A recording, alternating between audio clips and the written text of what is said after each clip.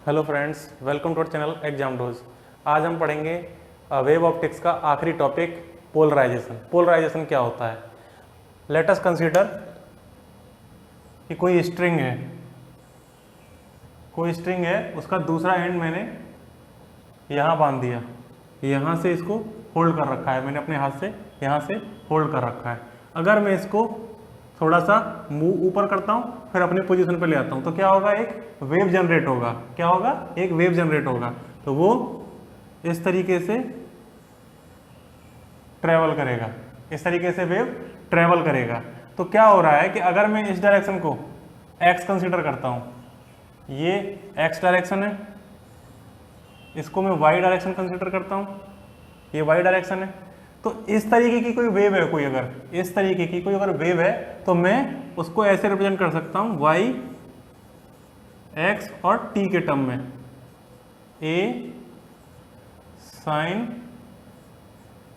kx minus omega t. यहाँ पे omega क्या है? एंगुलर फ्रीक्वेंसी, ये t टाइम है, और x क्या है? अलोंग x एक्सिस, ये इसका कितना डिस्प्लेसमेंट है या डिस्टेंस है।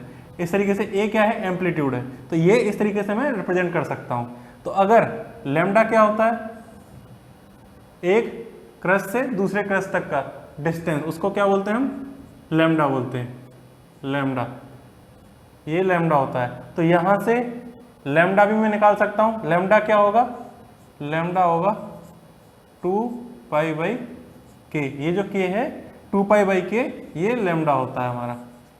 तो इस तरीके की वेव को, ये वेव क्या है? आप देख रहे हैं ये y डायरेक्शन में क्या कर रही है? ऑसिलेट कर रही है, और x डायरेक्शन में मूव कर रही है, x डायरेक्शन में मूव कर रही है। तो अगर डेल्टा टी टाइम बाद, मैं डेल्टा टी टाइम बाद अगर मैं वेव को देखना चाहूँ, तो वो कहाँ होगी? तो वो पोजीशन कुछ इस तरीके से चेंज कर चुकी होगी, थोड़ा सा आगे बढ़ गई होगी। यहां से क्या है? ये इस पोजीशन पे था मैक्सिमा, अब वो यहां आ गया। ऐसे ही यहां से यहां शिफ्ट हो गया, यहां से मिनिमा यहां शिफ्ट हो गया। इस तरीके से क्या है? शिफ्टिंग हो रही है, शिफ्टिंग। अगर मैं डेल्टा टी टाइम की बात कर रहा हूं, ये t इक्वस टू 0 पे है, और ये क्या है? t equals to delta t पे है। डेल्टा टी टाइम बाद ये क्या होगा? तो इस तरीके से अगर कोई वेव मूव कर रही है, तो इसको हम क्या बोलते हैं? ये y डायरेक्शन में ऑसिलेट कर रही है और x डायरेक्शन में मूव कर रही है, तो इसको बोलते हैं हम पोलराइज्ड वेव, या फिर y polarised wave. y polarised wave क्यों बोल रहे हैं? क्योंकि इसका सारा कंपोनेंट जो है ऑसिलेटिंग, वो कहाँ पे है? y डायरेक्शन में है। इसका कोई और डायरेक्शन में कोई कंपोनेंट नहीं है ऑसिलेशन वाला, तो इसको हम वाई पोलराइज्ड वेव भी बोल सकते हैं। या फिर ये क्या है? केवल जो इस प्लेन है, ये मेरा बोर्ड है, इसको मैं अगर प्लेन कंसीडर करूं, तो इसका सारा कंपोनेंट क्या है? एक्स और y, this is lying on a plane. वो कौन सा प्लेन है? ये वाला प्लेन, जो हमारा बोर्ड है, इसको हम प्लेन बोलें। तो ये क्या है? एक प्लेन के अंदर है, तो इसको हम प्लेन पोलराइज्ड वेव भी बोल सकते हैं, प्लेन पोलराइज्ड वेव भी बोल सकते हैं। या फिर ये जितने भी पॉइंट्स हैं, मैं अगर किसी डिस्टेंस x पे कोई पॉइंट कंसीडर करूं, ये या अगर मैं कोई और डिस्टेंस बाद यहाँ पे अगर पॉइंट होगा, इस तरीके से ये क्या है? एक लाइन में है, सारे पॉइंट क्या हैं? Lying on the same line, तो इसको मैं लीनियरली पोलराइज्ड वेव भी बोल सकता हूँ। तो ये हो गई हमारी पोलराइज्ड वेव। अब अगर ये इस तरह, मैंने क्या बोला है कि ये क्या हो रहा है? y डायरेक्शन में ऑसिलेट हो रहा है। कोई दूसरा वेव हो सकता है, वो दूसरा वेव हो सकता है कि y में ऑसिलेट ना करके z में ऑसिलेट कर रहा हो, यहाँ पे z डायरेक्शन हो और ऐसे ही ऑसिलेट कर रहा हो, z डायरेक्शन में ऑसिलेट कर रहा हो। इस तरीके की वेव को, इस तरीके की वेव को हम कैसे रिप्रेजेंट करेंगे? यहाँ z, x और t, यहाँ क्या होगा? ये y में ऑसिलेशन ना होकर z में ऑसिलेशन हो रहा है, तो क्या हो जाएगा? a sine kx minus omega T.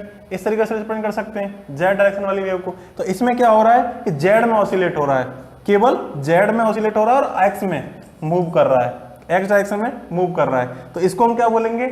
z polarised wave, क्योंकि ये सारे जो कंपोनेंट है ऑसिलेशन के, वो किधर है? z डायरेक्शन में, तो इसको हम बोलेंगे z पोलराइज्ड वेव।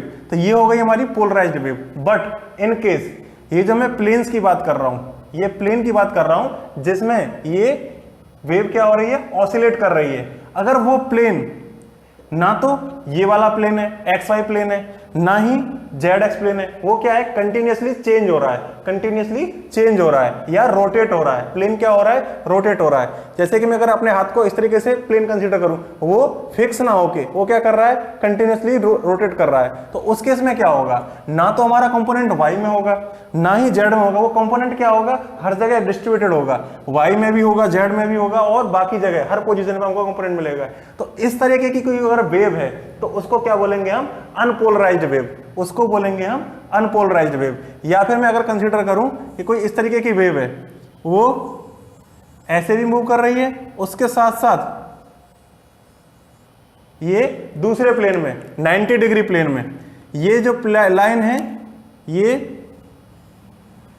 ये इस बोर्ड के प्लेन में है, और बाकी ये जो है, ये जो लाइन है ये क्या है, परपेंडिकुलर टू द प्लेन। तो मैं परपेंडिकुलर वाले को मैं अगर डॉट से दिखाऊं, परपेंडिकुलर वाले को मैं अगर डॉट से दिखाऊं तो ये तो हो गया oscillating component perpendicular to the plane. और अगर मैं इस पैरेलल प्लेन पे, मैं इसी की बात कर रहा हूं जो प्लेन है, अगर इसी के कंपोनेंट को दिखाऊं तो उसको मैं डबल एरो से दिखाता हूं।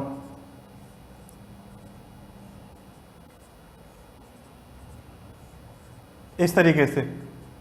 तो इसके दो कंपोनेंट हैं, एक तो है वाई डायरेक्शन में, एक्स में मूव कर रही है, वाई में एक कंपोनेंट है, और दूसरा जेड में कंपोनेंट है। यहां पे एक में ना होके एक से ज्यादा डायरेक्शन में ऑसिलेशन हो रहा है, तो उसको क्या बोलेंगे हम, अनपोलराइज्ड वेव। तो इस तरीके की वेव को क्या बोलते हैं हम, अनपोलराइज्ड वेव।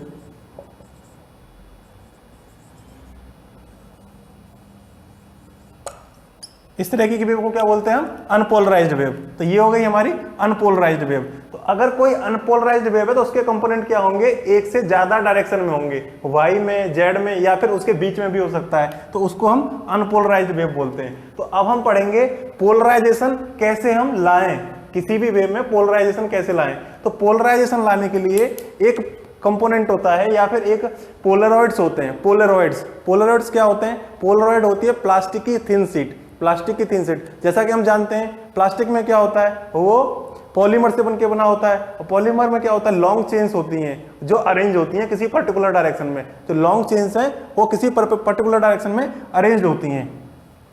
तो अगर कोई अनपोलराइज्ड वेव को, किसी अनपोलराइज्ड वेव को मैं किसी पोलरॉइड से पास कराता हूं, किसी अनपोलराइज्ड वेव को मैं अगर पोलरॉइड से पास कराता हूं, तो वो क्या करती है, उसको एक पर्टिकुलर डायरेक्शन में, उसमें पर्टिकुलर डायरेक्शन में पोलराइज कर देती है, पर्टिकुलर डायरेक्शन में पोलराइज कर देती है। वो पोलराइज करती कैसे है, वो एक्चुअली करती क्या है पोलरॉइड्स, कि जिस डायरेक्शन में उसके मॉलिक्यूल्स अरेंज होते हैं या चेन, लॉन्ग चेन जो अरेंज होती है, अगर उस डायरेक्शन में कोई भी इलेक्ट्रिक फील्ड का कंपोनेंट है, इलेक्ट्रिक फील्ड का कंपोनेंट अगर जो मॉलिक्यूल्स हैं उसकी डायरेक्शन में है, तो वो क्या करेगा, उसको एब्जॉर्ब कर लेता है। तो अगर किसी अनपोलराइज्ड वेव का कंपोनेंट है किसी डायरेक्शन जो पैरेलल है, किसके, direction of molecule, arrangement of molecule, उसके अगर पैरेलल है तो उसको क्या करेगी, एब्जॉर्ब कर लेगी।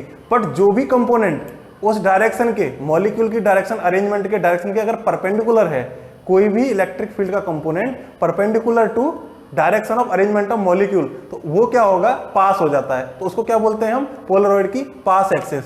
तो अगर मैं कंसीडर करता हूं ये कोई पोलरॉइड है, ये कोई पोलरॉइड है, तो इसका एक क्या होगा, पास एक्सिस होगा। मान लीजिए इस डायरेक्शन में मॉलिक्यूल्स अरेंज है, मॉलिक्यूल्स इस डायरेक्शन में अरेंज है, तो अगर कोई कंपोनेंट इस डायरेक्शन में आया, कंपोनेंट हमारा इस डायरेक्शन में आया, ऑसिलेटिंग कंपोनेंट, मान लीजिए कोई वेव ऐसे मूव कर रही है इस तरीके से, तो अगर जो भी कंपोनेंट है इस डायरेक्शन में आएंगे, मान लीजिए मैं इस डायरेक्शन को एक्स डायरेक्शन बता दिया, एक्स में अगर कोई भी कंपोनेंट आएगा तो वो क्या करेगा, उसको एब्जॉर्ब कर लेगा। बट अगर कोई कंपोनेंट जेड डायरेक्शन में आएगा, इसके परपेंडिकुलर आएगा, तो उसको ये एब्जॉर्ब नहीं कर पाएगा, वो उससे पास हो जाएगा। तो ये पोलरॉइड का काम होता है कि जो भी कंपोनेंट इसके पैरेलल आएंगे, और इसका जो पार्टिकल्स है या मॉलिक्यूल्स है उसके अरेंजमेंट के पैरेलल आएंगे, उसको एब्जॉर्ब कर लेगा, बाकी उसके पास एक्सिस के जो मतलब आएंगे या perpendicular to arrangement of molecule 90 degree पे जो भी होंगे उसको वो पास कर देगा। तो ये पोलरॉइड का काम होता है। तो अगर पोलरॉइड अगर लगा हुआ है कहीं, तो वो क्या करेगा, पोलरॉइड उसको कंपोनेंट को, एक कंपोनेंट को क्या कर लेगा, एब्जॉर्ब कर लेगा। और जो भी है बाकी जो कंपोनेंट निकलेगा वो क्या होगा, एक ही डायरेक्शन में निकलेगा, perpendicular to the line of arrangement, या उसको पास एक्सिस बोलते हैं। तो केवल पास एक्सिस से ही इलेक्ट्रिक फील्ड कंपोनेंट पास होगा, तो उसको हम क्या कहेंगे, पोलराइज्ड वेव बोलेंगे। तो जैसे कि मैंने बताया कि ये कोई अनपोलराइज्ड वेव है,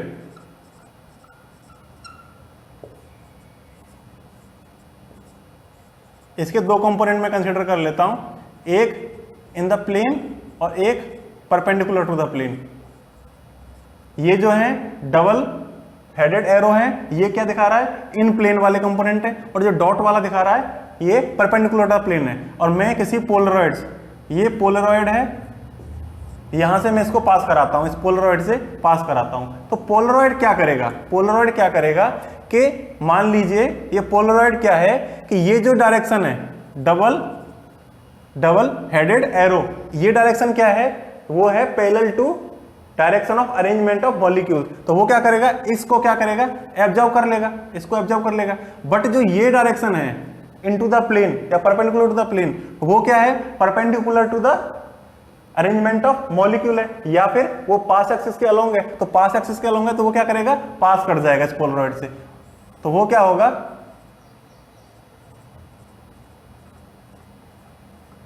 ये क्या हुआ, एक कंपोनेंट एब्जॉर्ब कर लिया इस पोलरॉइड ने, दूसरा कंपोनेंट पास हो गया। तो अब ये जो रे है हमारी वेव है, तो ये क्या है, पोलराइज्ड वेव है, पोलराइज्ड वेव, क्योंकि इसका केवल कंपोनेंट कहां है, जेड डायरेक्शन में। अगर मैं अंदर का डायरेक्शन को जेड कंसीडर करूं तो वो जेड डायरेक्शन में है, और कोई इसका कंपोनेंट नहीं है ऑसिलेशन वाला, तो ये क्या हो गई, जेड पोलराइज्ड वेव हो गई। तो इसको हम पोलरॉइड से पास कराया तो ये जेड पोलराइज्ड वेव हो गई। ये अनपोलराइज्ड वेव थी और ये पोलराइज्ड वेव है। तो पोलरॉइड की वजह से क्या होता है कि इसमें क्या है, आप देख रहे हैं कि दो कंपोनेंट थे, एक को एब्जॉर्ब कर लिया, अब एक ही कंपोनेंट बचा। तो अब क्या है, तो इंटेंसिटी क्या हुई, अल्टीमेटली हाफ हो गई। पोलरॉइड से पास कराने पे इंटेंसिटी हाफ हो गई। बट इन केस ये पोलरॉइड क्या है, रोटेट कर रहा है, कंटिन्यूसली पोलरॉइड रोटेट कर रहा है, तो उसमें क्या होगा, तो क्या ये जो मैं बात किया कि ये जो डबल हेडेड एरो वाले थे वो इसके डायरेक्शन में मैच कर रहे थे, मॉलिक्यूल के डायरेक्शन में। बट अगर पोलरॉइड ही रोटेट कर रहा है तो क्या ये मैच करेगी डायरेक्शन, मैच नहीं करेगी। तो क्या होगा, अगर रोटेट कर रहा है पोलरॉइड तो उससे इंटेंसिटी पे फर्क नहीं पड़ेगा और पोलराइजेशन हमको नहीं मिलेगा, पोलराइजेशन हमको नहीं मिलेगा। But now consider two polaroid, एक पोलरॉइड इस तरीके से स्टेशनरी है P1, अब क्या है, दूसरा पोलरॉइड है, इसके सामने एक और पोलरॉइड लगा दिया हमने P2, एक पोलरॉइड और लगा दिया हमने P2, पोलरॉइड P2 लगा दिया। तो अब ये पोलरॉइड क्या करेगा, अब ये पोलरॉइड मान लीजिए ये रोटेट कर रहा है, कंटिन्यूसली रोटेट कर रहा है। पोलरॉइड क्या कर रहा है, कंटिन्यूसली रोटेट कर रहा है। तो अगर रोटेट कर रहा है पोलरॉइड तो क्या होगा, पोलरॉइड रोटेट कर रहा है तो इसकी पास एक्सिस होगी एक P1 की पास एक्सिस ने क्या किया, इसको इस तरीके से ये क्या है, इस तरीके से बना दिया, इस वेव को पोलराइज कर दिया। बट अब ये पोलराइज्ड वेव है, ये पोलराइज्ड वेव अब क्या करेगी, P2 से पास होगी, ये P2 है हमारा। अब पोलराइज्ड वेव क्या करेगी, P2 से पास करेगी। जब P2 से पास करेगी तो जब मान लीजिए ये पास एक्सिस P2 की क्या हो रहा है, इन पहले फर्स्ट केस में क्या है कि ये P1 और P2 दोनों की पास एक्सिस क्या है, 0 डिग्री पे है, 0 डिग्री पे। तो उस केस में क्या होगा, ये जो डायरेक्शन है ये क्या होगी, ये इससे पास हो जाएगी, ये भी इससे पास हो जाएगी डायरेक्टली, क्योंकि क्या है, ये इसके मॉलिक्यूल के जो मॉलिक्यूल की डायरेक्शन है उसमें अरेंज नहीं है, तो ये सीधा सीधा पास हो जाएगी। तो इसमें क्या होगा, इंटेंसिटी में कोई फर्क नहीं पड़ेगा। बट अगर इसको मैं 90 डिग्री से रोटेट कर दूं, पोलरॉइड को मैं अगर 90 डिग्री से रोटेट कर दूं, इस तरीके से मैं रोटेट करके 90 डिग्री से रोटेट कर दिया, तो अब इसकी पास एक्सिस क्या है, वो पास एक्सिस क्या है, 90 डिग्री पे हो गई P1 के कंपैरिजन में। तो पास एक्सिस क्या है, 90 डिग्री पे हो गई P1 के कंपैरिजन में। तो उससे क्या हुआ कि अब जो ये जेड डायरेक्शन में जो ऑसिलेट कर रहे थे वो क्या हो गए, उसके पैरेलल हो गए, किसके, मॉलिक्यूल की डायरेक्शन के पैरेलल हो गए। तो वो क्या करेगा, अब इसको भी ऑब्जर्व कर लेगा, वो क्या करेगा, इनको भी ऑब्जर्व कर लेगा, जो भी ऑसिलेट कर रहे हैं जेड डायरेक्शन में उसको भी ऑसिलेट कर देगा। तो अब अल्टीमेटली क्या होगा, जेड वाले भी ऑब्जर्व हो जाएंगे, तो क्या हमको कोई इंटेंसिटी मिलेगी, तो हमको क्या होगा, नियरली जीरो इंटेंसिटी मिलेगी। इंटेंसिटी क्या होगी, हमको नियरली जीरो मिलेगी। बट पहले केस में जब पास एक्सिस क्या थी, पैरेलल थी, उस केस में क्या हुआ था, जितनी इंटेंसिटी यहां थी पोलराइज्ड वेव की आफ्टर P1, वही इंटेंसिटी सेम टू सेम हमको यहां मिल जाएगी पहले केस में जब P1 क्या है और P2 की पास एक्सिस पैरेलल थी। बट इन केस जब P2 की पास एक्सिस P1 के परपेंडिकुलर हो गई, उस केस में हमको इंटेंसिटी क्या मिलेगी, जीरो मिलेगी। तो एक मेलस ने एक लॉ दिया था कि इंटेंसिटी आई इक्वल टू क्या होता है, I naught cos square theta. और ये थीटा क्या है, थीटा है एंगल किसके बीच में, जो पास एक्सिस है पोलराइड P1 और P2 के बीच में जो पास एक्सिस है उनके बीच में एंगल है, P1 और P2 के बीच में जो एंगल है वो क्या है, थीटा है। तो अगर ये आई नॉट क्या है, ये आई नॉट है intensity of wave after passing through P1 से पास होने के बाद जो इंटेंसिटी है उसको आई नॉट है। तो अगर P1 से पास होने के बाद पोलराइज्ड वेव ये थी, तो इसकी जो इंटेंसिटी है उसको हम आई नॉट बोल रहे हैं। तो फाइनली जो हमको P2 के बाद जो इंटेंसिटी मिलेगी वो आई होगी, वो क्या है, I naught cos square theta. इसको हम क्या बोलते हैं, मेलस लॉ। तो मेलस लॉ ने ये क्या है, I equal to I naught cos square theta. तो यहां में अगर थीटा की वैल्यू जीरो डालूं तो कॉस जीरो क्या होता है, 1 होता है। तो हमको इंटेंसिटी क्या मिलेगी, आई नॉट मिलेगी। तो जैसा कि मैंने बताया कि अगर पोलरॉइड की पास एक्सिस क्या है, 0 डिग्री पे है, तो वो क्या होगा, इंटेंसिटी में कोई फर्क नहीं पड़ेगा, हमको आई नॉट वापस से मिल जाएगी। बट ये अगर 90 डिग्री हो गया तो cos 90 क्या हो जाएगा, जीरो हो जाएगा। तो हमारी इंटेंसिटी क्या हो जाएगी, दूसरे केस में इंटेंसिटी जीरो हो जाएगी। तो ये पोलरॉइड की वजह से, रोटेटिंग पोलरॉइड की वजह से ये चेंज आता है अगर दो पोलरॉइड P1 और P2 हमने यूज किए। तो ये वो हो गया हमारा because of rotation of polarisation polaroid P2, उसकी वजह से इंटेंसिटी में क्या फर्क पड़ेगा, और मेलस लॉ के through intensity I naught cos square theta, ये हो गई। अब हम पढ़ेंगे polarization by scattering and reflection. Polarization by scattering and reflection. तो कंसीडर करते हैं कि सन है, वहां से सन में क्या है, वहां से क्या निकलेगी, अनपोलराइज्ड लाइट निकलेगी। लेट अस कंसीडर ये सन है, यहां से क्या हो रहा है, इस डायरेक्शन में अनपोलराइज्ड लाइट निकल रही है। अनपोलराइज्ड में क्या है, इसमें दो कंपोनेंट है, इस तरीके से दोनों कंपोनेंट है, parallel to the plane and perpendicular to the plane. ये जो डॉट है वो परपेंडिकुलर टू द प्लेन है, और ये जो डबल हेडेड एरो है ये in the plane of paper है, या फिर in the plane of board, या पैरेलल टू दिस बोर्ड, ये हो गया। अब क्या हो रहा है कि ये किसी ऑब्स्टिकल से, हमारे एटमॉस्फेयर में क्या है, ऑब्स्टिकल्स है, पार्टिकल्स है, डस्ट पार्टिकल्स हैं और भी पार्टिकल्स हैं, तो उसकी वजह से क्या होगा कि यहाँ पे स्कैटरिंग होगी। अगर ये जो लाइट आ रही है वो किसी डस्ट पार्टिकल से टकराती है तो उसकी वजह से स्कैटरिंग होगी। और मान लीजिए यहाँ पे ऑब्जर्वर खड़ा हुआ है, यहां ऑब्जर्वर खड़ा हुआ है, तो अब इसको क्या होगा, यहां स्कैटरिंग होने के बाद यहां लाइट पहुंचेगी ऑब्जर्वर के पास। अब क्या है इसमें कि इसकी वजह से इलेक्ट्रिक फील्ड था, जैसे कि हम जानते हैं इलेक्ट्रोमैग्नेटिक वेव होती है लाइट, उसमें क्या होता है, इलेक्ट्रिक फील्ड होता है, इलेक्ट्रिक फील्ड रोटेट करता है और उसकी वजह से मैग्नेटिक फील्ड जनरेट होता है। तो इलेक्ट्रिक फील्ड की वजह से क्या होगा, इलेक्ट्रॉन मोशन में आएंगे, एक्सेलरेट करेंगे। तो अगर जो भी इलेक्ट्रॉन इस डायरेक्शन में एक्सेलरेट कर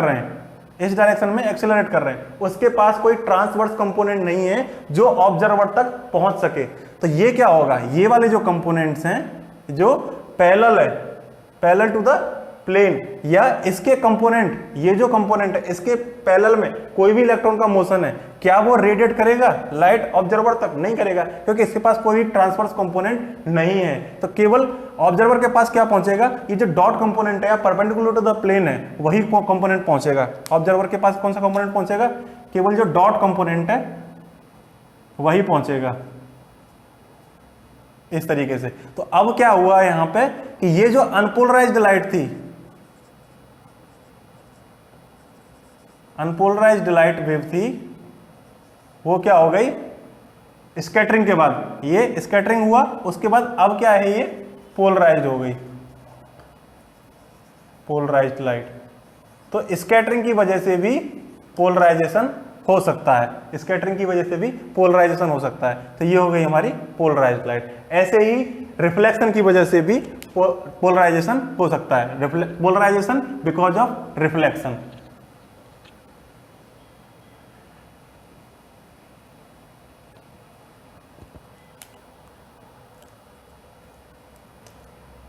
late us consider a medium. ये कोई मीडियम 2 है जिसकी रिफ्रैक्टिव इंडेक्स 1 के कंपैरिजन में ज्यादा है। कोई भी एयर है, एयर से वाटर कंसीडर कर सकते हैं दूसरा मीडियम, वाटर में कोई लाइट जा रही है। तो अगर मान लीजिए इस तरीके से कोई लाइट इस सरफेस पे मीडियम पे पड़ती है तो क्या होगा, जैसा कि हम पहले भी डिस्कस कर चुके हैं कि अगर रेयरर मीडियम से कोई लाइट डेंसर मीडियम में जाती है तो वो क्या होगी, वो टुवर्ड्स द नॉर्मल बेंड होगी।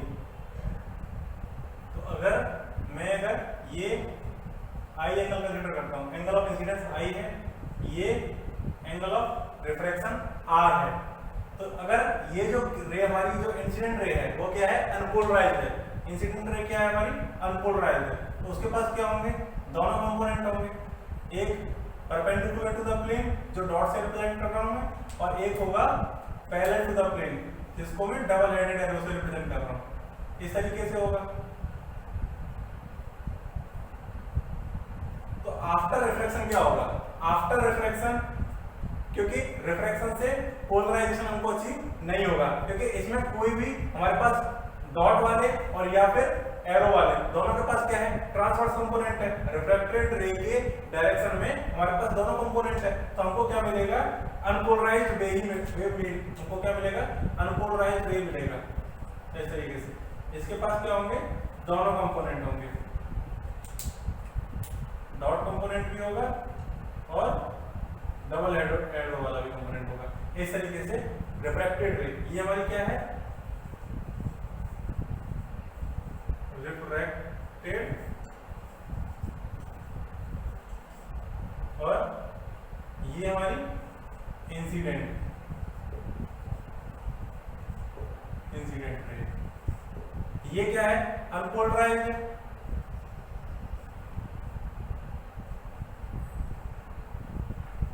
ऐसे ही ये जो है रिफ्रैक्टेड है, ये भी क्या है, अनपोलराइज्ड है। Because of electric field, electric field की वजह से क्या है, इलेक्ट्रॉन का मोशन होगा। तो इलेक्ट्रॉन का ऑसिलेशन है, वाटर, जैसे मैंने बताया कि मीडियम वाटर में कंसीडर करो, तो वाटर में जो इलेक्ट्रॉन का ऑसिलेशन है बिकॉज ऑफ इलेक्ट्रिक फील्ड, उसकी वजह से क्या होगा, एक रिफ्लेक्टेड रे प्रोड्यूस होगी, रिफ्लेक्टेड रे। तो रिफ्लेक्टेड रे को मैं कंसीडर करता हूं, लेट अस कंसीडर कि रिफ्लेक्टेड रे क्या है, इस रिफ्रैक्टेड रे के परपेंडिकुलर है।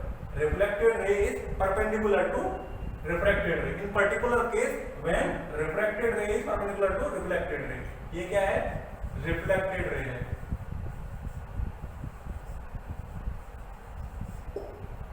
तो जब ये reflected ray के perpendicular हो जाएगी, तो ये जो डबल हेडेड एरो वाले जो कंपोनेंट है, डबल हेडेड एरो वाले कंपोनेंट है, वो क्या हो जाएंगे, इस रिफ्लेक्टेड रे के पैरेलल हो जाएंगे। तो जो भी कंपोनेंट पैरेलल है, इसके पास क्या है, कोई ट्रांसवर्स कंपोनेंट नहीं होगा। तो जैसे कि मैंने आपको पहले बताया कि अगर इसके पास कोई ट्रांसवर्स कंपोनेंट नहीं है, तो ये वाले जो ऑसिलेशंस हैं जो in the plane of board है, वो क्या होंगे, लॉस्ट हो जाएंगे या फिर एब्जॉर्ब हो जाएंगे, वो रिफ्लेक्टेड रे में नहीं पहुंचेंगे या ऑब्जर्वर तक नहीं पहुंचेंगे। तो रिफ्लेक्टेड रे में हमको क्या मिलेगा, रिफ्लेक्टेड रे में हमको क्या मिलेगा, डॉट कंपोनेंट जो perpendicular to the plane of this paper है या फिर बोर्ड है, हमको केवल वहीं पे क्या मिलेगा, कंपोनेंट मिलेगा। तो अब ये जो रे है, यहाँ आप देख रहे हैं केवल जेड डायरेक्शन में ही ऑसिलेशंस हो रहे हैं, जो हमारे वाई डायरेक्शन के ऑसिलेशंस थे या फिर ये जो डबल हेडेड एरो वाले जो ऑसिलेशंस थे वो क्या एब्जॉर्ब हो गए। तो अब ये जो हमारी रे बन रही है वो क्या है, पोलराइज्ड। ये हमारी पोलराइज्ड वेव है। और ये हमको कब अचीव हो रहा है, ये हमको तब अचीव हो रहा है सिचुएशन में when refracted ray is perpendicular to reflected ray. तो ऐसा एक पर्टिकुलर एंगल होगा, at a particular angle of incidence this refracted ray will be perpendicular to reflected ray. उस एंगल ऑफ इंसिडेंस को हम क्या बोलते हैं, ब्रूस्टर एंगल बोलते हैं। Angle of incidence at which refracted ray is perpendicular to reflected ray, उसको हम बोलते हैं ब्रूस्टर एंगल। तो अगर मैं ब्रूस्टर एंगल लिखूं,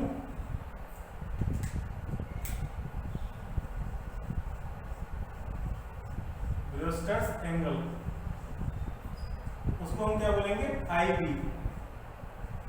ब्रूस्टर एंगल क्या है, I B, angle at which reflected ray is perpendicular to refracted ray, I B. तो मैं आईबी को अगर निकालना चाहूं तो by Snell's law, Snell's law से क्या होता है, रिफ्रैक्टिव इंडेक्स, रिफ्रैक्टिव इंडेक्स क्या होती है, वो होती है sin i upon sin r। तो मैं अगर i को मैं क्या लिखता हूं यहाँ पे, when i is equals to ib, when angle of incidence is equals to ib, तो उस केस में क्या होगा, mu equals to sin ib upon sin r होगा, sin ib plus sin ib upon sin r होगा। और जैसा कि आप देख रहे हैं ये क्या है, एंगल ऑफ इंसिडेंस है, तब ये जब ब्रूस्टर एंगल के बराबर है तो ये ib हो जाएगा। Angle of incidence is equal to angle of reflection, angle of जो रिफ्लेक्शन होता है और एंगल ऑफ इंसिडेंस है वो बराबर होता है, तो ये भी हमारा एंगल क्या होगा, ib होगा, ये ib होगा। तो इस तरीके से ये ib है और ये जो एंगल है ये हमारा r है। तो अगर लाइन पे, किसी भी लाइन पे अगर कोई एंगल होता है तो उसका मेजर कितना होता है, 180 डिग्री। सो ib प्लस r प्लस ये जो एंगल है ये परपेंडिकुलर है, क्योंकि ये रिफ्लेक्टेड रे के परपेंडिकुलर है, तो ये 90 डिग्री है, तो ये किसके बराबर हो जाएगा, 180 डिग्री। ये तो यहां से ib plus r equal to कितना मिलेगा हमको, 90 डिग्री। या फिर मैं अगर r निकालना चाहूं, r कितना होगा, 90 माइनस ib होगा। तो ये जो इक्वेशन है यहाँ फर्स्ट में, मैं अगर r की वैल्यू पुट करूं, r की वैल्यू पुट करता हूं इस फर्स्ट इक्वेशन में, तो यहां से मुझे म्यू की वैल्यू, म्यू कितना मिलेगा, sin ib upon sin 90 minus ib। तो यहां से म्यू इक्वल टू कितना हो जाएगा, म्यू इक्वल टू हो जाएगा sin ib upon cos ib equal to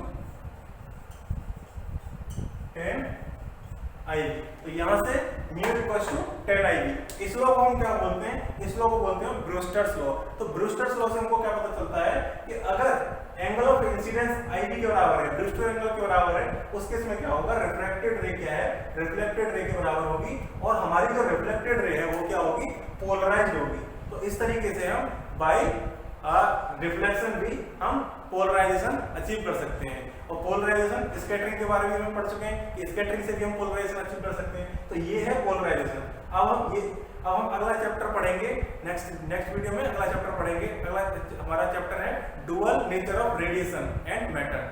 thanks for watching.